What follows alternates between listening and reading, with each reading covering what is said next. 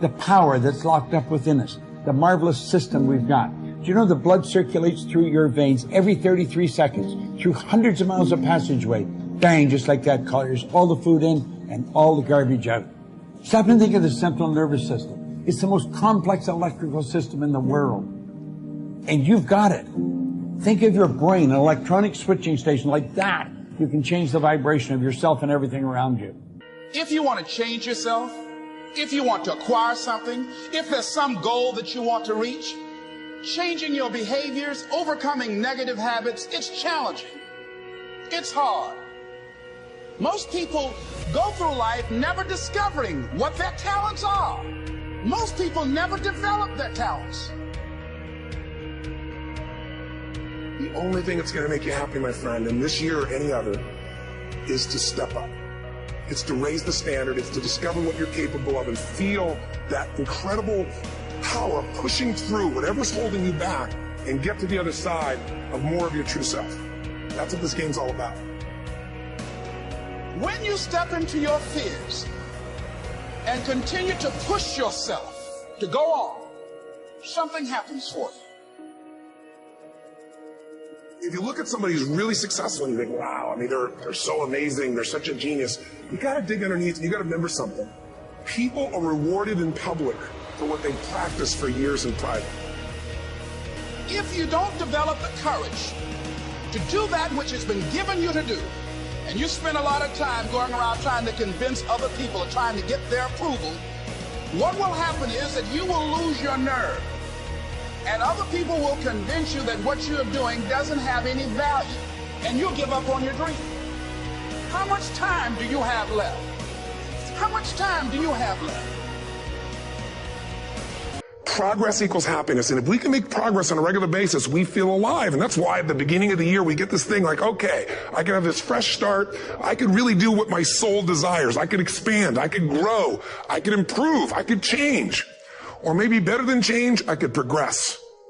See, think about that. Progress is an aliveness to it, doesn't it? You don't have to work at changing. People say all the time now, well, I'm working on changing. Don't worry about it. You don't have to work on changing. Change is automatic. Your body's going to change whether you want it or not as the years go by. And no matter how hard you work, there's going to be some changes going on there. The economy is going to change no matter what you want it to do. The weather is going to change. Relationships are going to change. Everything in life is always changing. We don't have to work on change. Change is automatic, but progress is not.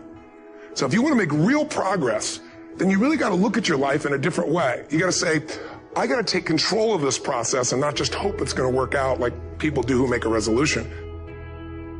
You may have lost years because somebody else put you at a disadvantage, or years because of your own choices. God knows how to make up for it. He's still going to get you to where you're supposed to be. This is what happened to Joseph in the scripture. God gave him a dream that one day he would rule a nation. In this dream, he saw his brothers bowing down before him. Joseph should have used more wisdom and not told his brothers that part of the dream. Certain things you should keep to yourself. Some people can't handle what God's put in you. They won't celebrate you. They'll be jealous, find fault, and be critical. One day Joseph went to see his 10 brothers. When he walked up, one of them said sarcastically, "Here comes the dreamer." They weren't upset because he was their father's favorite child. They weren't upset because he was wearing a coat of many colors, a coat that represents favor. They were upset because he had a dream. They were offended because he was determined to break out of the mold, to do something great, to leave his mark. They would have been fine if he was content to be average, to accept the status quo.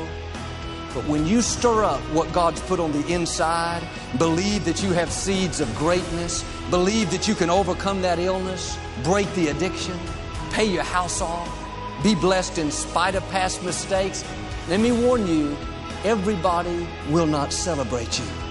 When you have a dream, you're going to have some detractors.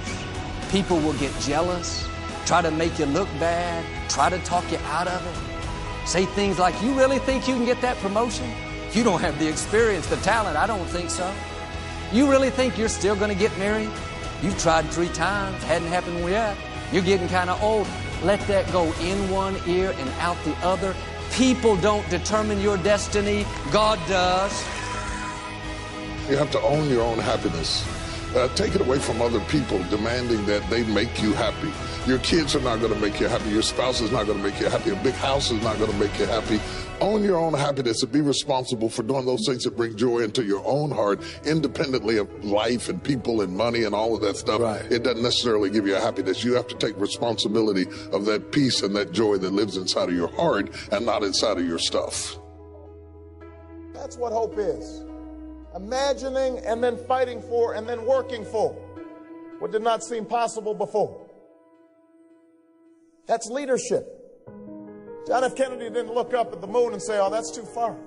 There is a moment in the life of every generation when that spirit of hopefulness has to come through if we are to make our mark on history.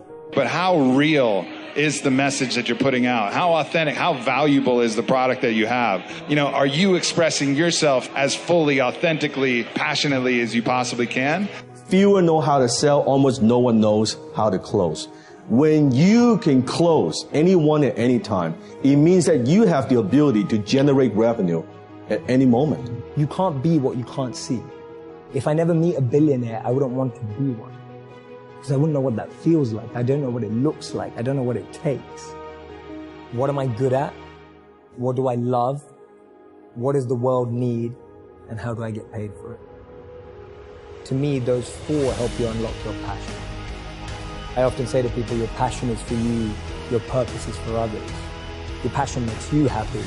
But when you use your passion to make a difference in someone else's life, that's a service, that's a purpose.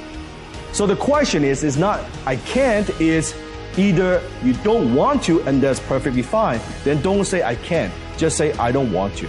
Decide, commit. When you say, well, I can't, does that mean you don't know how to do it? Because you could go get the how to. There's so much how to on the internet. You could go find a way. You can take a pro. And I can't think of a better message as we send you off today. To not only take risks, but to be open to life. To accept new views, and to be open to new opinions. While it may be frightening, it will also be rewarding.